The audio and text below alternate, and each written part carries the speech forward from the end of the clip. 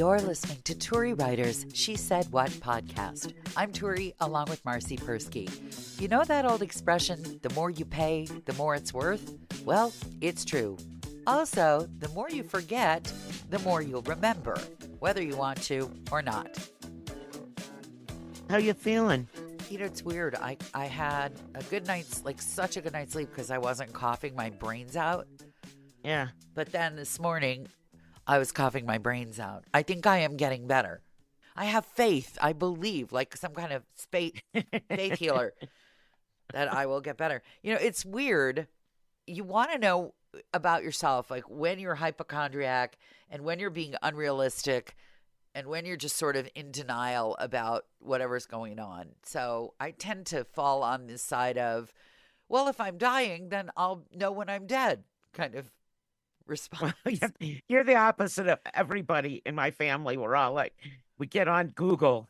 We're all on WebMD diagnosing ourselves, and we're all dying next week and then being really obnoxious. And then when we don't die the next week, then you have to go around and apologize to everyone. Ah, interesting philosophy of life.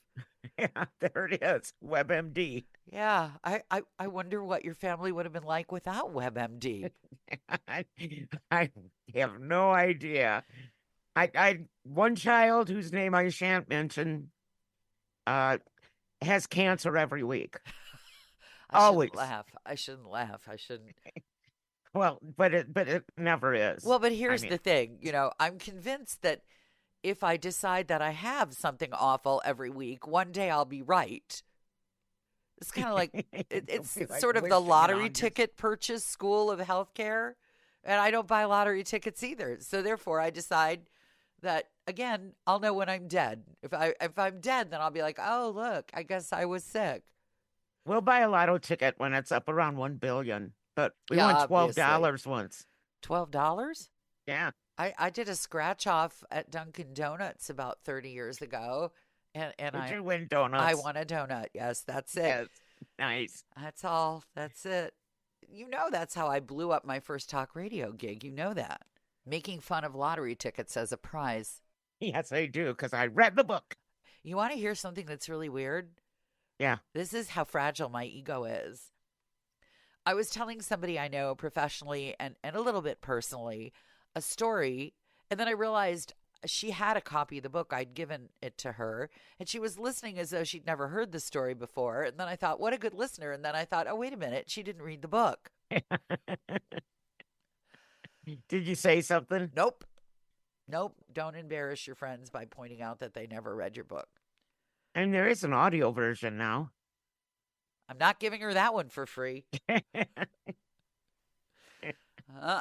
Done. I actually did learn this from a friend who's a published writer. She said, radio people in particular, we get books all the time. You know, at any radio station, there's always a stack of books. Here, help yourself.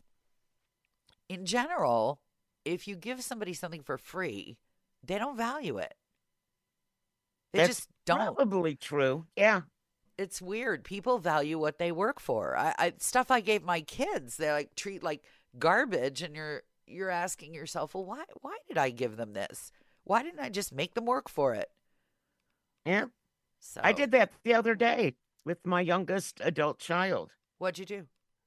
She asked me to give her $60, and I said, as soon as you do $60 of work for me, I'll give you $60. Ooh. So I had her do everything that I didn't want to do.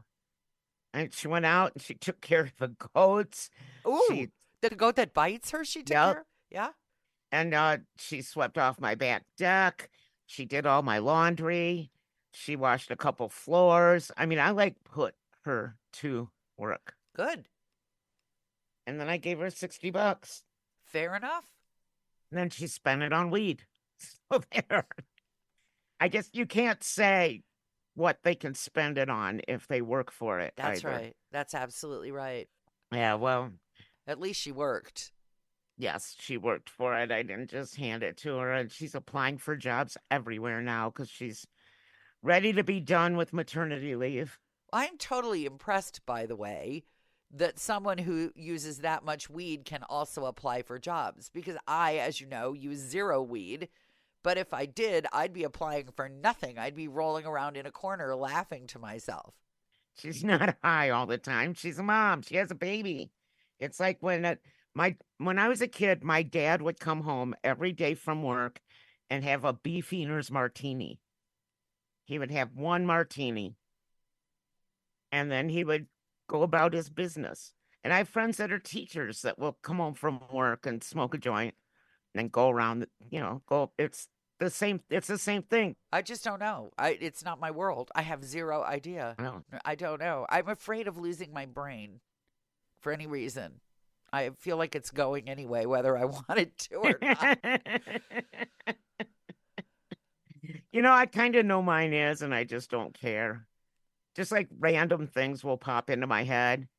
And I'm like, why am I even thinking about this? Like something that may have happened on a playground in fifth grade. And all of a sudden, the person's name comes to me. And I'm like, why can't I clean out that little compartment to put something new in there? Like why I'm walking into the kitchen.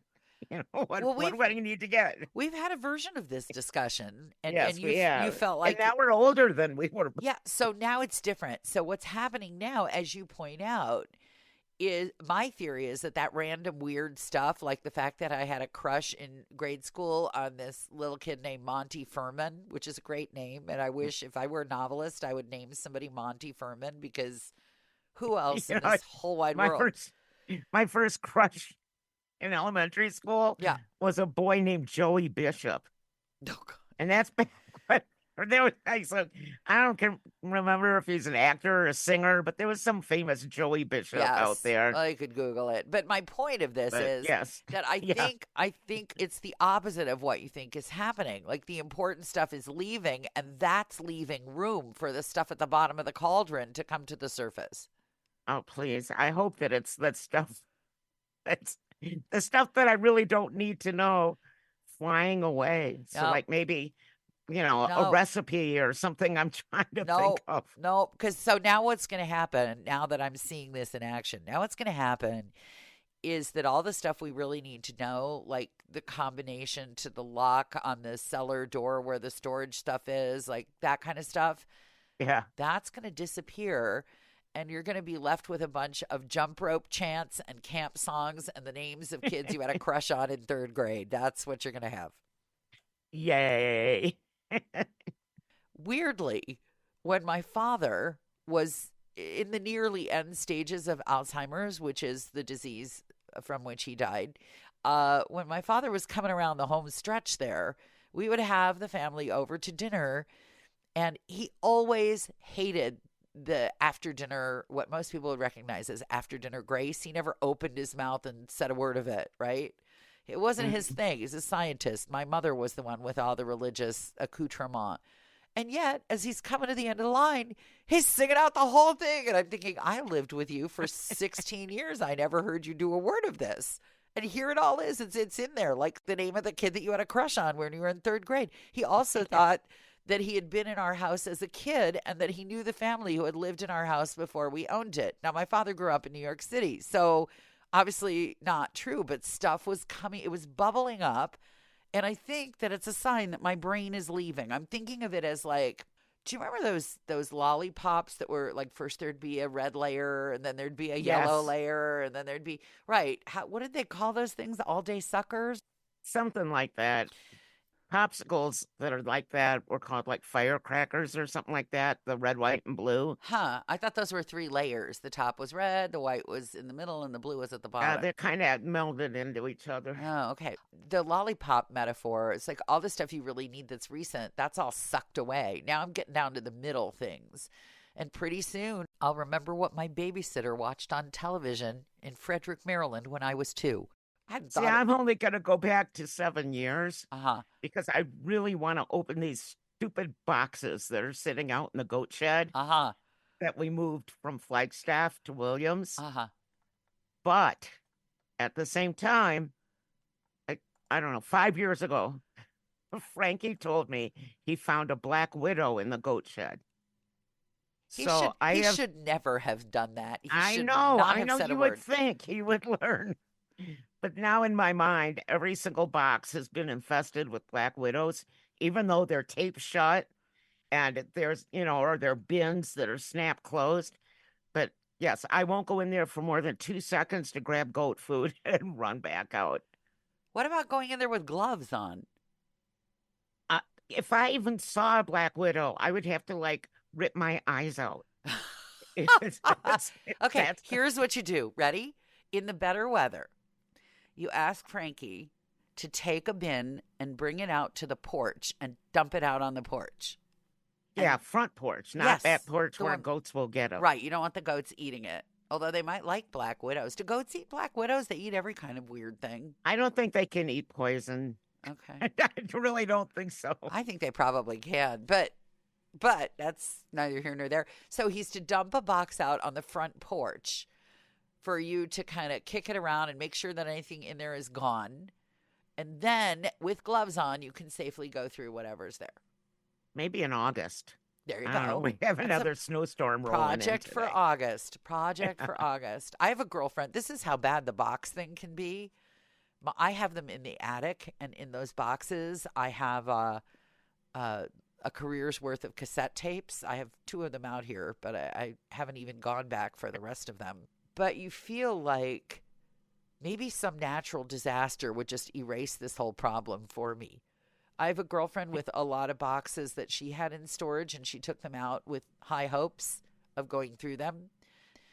And she had what for most people would be a disaster. Her lower floor flooded, and one of her Yeah. friends said, "Hey, maybe you're going to have to open up those boxes now." And she actually is so she's like, "I don't know, would it be better to open them or just let them go moldy and have to throw them out sight unseen?"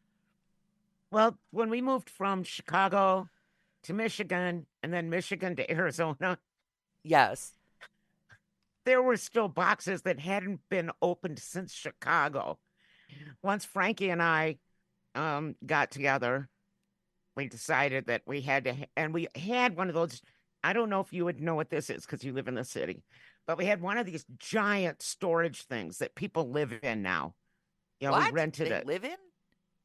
The big storage containers that they make tiny homes out of. Are they They're big shipping enough. containers like those metal things or? Yes, great Ah. big giant. You see them on the backs of semis. Oh, yeah. I know exactly. Those are shipping containers. Well, we rented one of those and Right. filled it up. Oh, my God. Then put out an alert to all the adult children, come get what you want. The rest of it, we're having a massive garage sale. I got rid of stuff that I've been holding on to forever. How did it For feel? no, it felt pretty good. A couple things like were sad to get rid of, but I have enough stuff here that I'm sad to get rid of right now, like my goats, the animals. Okay, the goats. I replaced them. But the goats? No, all the junk that was in that Okay, container. so how's it going with the murdering goats? Well, I'm shopping for squirt guns. It's So that- taking you some kind of time to order a squirt gun? Well, it's not squirt gun season. And I don't want the kind that you pump. I'm like the old school squirt guns where you just pull the Finger trigger on the and trigger. the water Yeah. comes out. Yeah. Now you gotta like pump them and they look like, AK-47s Ugh. or whatever. Yeah. A squirt bottle would work as well. But they're all filled and none of them are labeled. So I don't know what I'm So you doing. might accidentally be squirting vinegar at your goat, is what you're telling me? Well, that wouldn't hurt them. But like maybe, I don't know, battery acid. Oh no, I don't have any battery acid. Wouldn't last long in a squirt Something container. toxic in a squirt bottle. Do I need to send you a Sharpie? What's with And you? you know what? The last one, which was really important, and I remember Frankie distinctly writing on it what it was, Yeah. and I can't find it anywhere. Nor apparently can you remember what it was. No. Well, but any minute now, you're going to get some new jump rope chants, and you'll remember the name of your kindergarten class pet. And I think that should be a consolation to you. Yeah, okay. Thanks for listening to the Turi Writers She Said What podcast. Since you've made it to the end, you might want to know that my book, She Said What? A Life on the Air, is not only available in print, but now also in complete audiobook form, narrated by me and available on Audible.